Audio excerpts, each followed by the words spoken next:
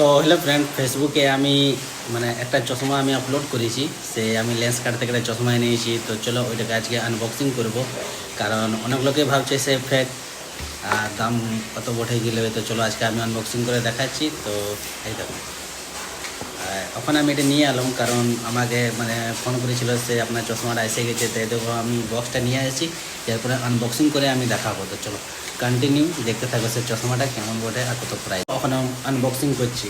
তো এটা হচ্ছে ফার্স্ট কভার, এরপরে আরেকটা দিয়েছে, এই দেখো lenskart.com।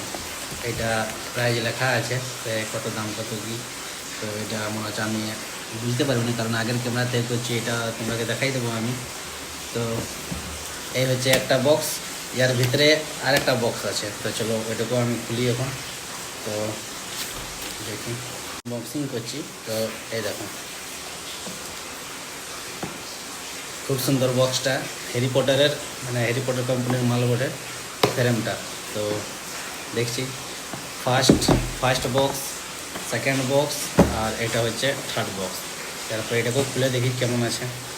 তো এখানে দেওয়া আছে, এখান থেকে খুলছি, মেরুন কালারের। তো বক্স আর একটা box, first box, second box, third box, এটা হচ্ছে ফোর বক্স। তো এটাকেও এখন খুলি।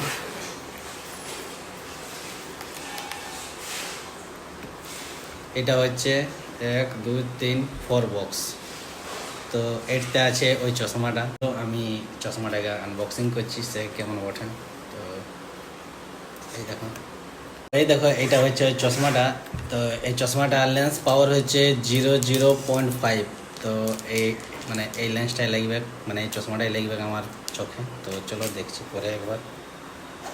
তো অল্প কমেন্ট করে জানাবে সে চশমাটা পরে কেমন লাগছে, অল্প বয়স্কার করে লাগছে না ইয়ং লাগছে। তো অল্প কমেন্ট করে জানাবে, আর কেমন দেখাচ্ছে চশমাটা পরে তো মানে অল্প কমেন্ট করে জানাবে।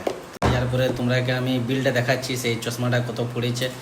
অনলি শুধু ফ্রেমটা দামটা বলছি, আর কাজটা তো আলাদা ওঠে। তো চলো দেখাচ্ছি, দেখো। তো দেখে নাও বন্ধুরা, এইটা হচ্ছে আমার চশমার রেট, মানে দাম লেখা আছে এখানে। কোন দিকে গেল, ছোটো ছোটো লেখা আছে, তার জন্য বোঝা মুশকিল আছে। তো দেখে নাও বন্ধুরা, এখানে দাম লেখা আছে 4199 টাকা।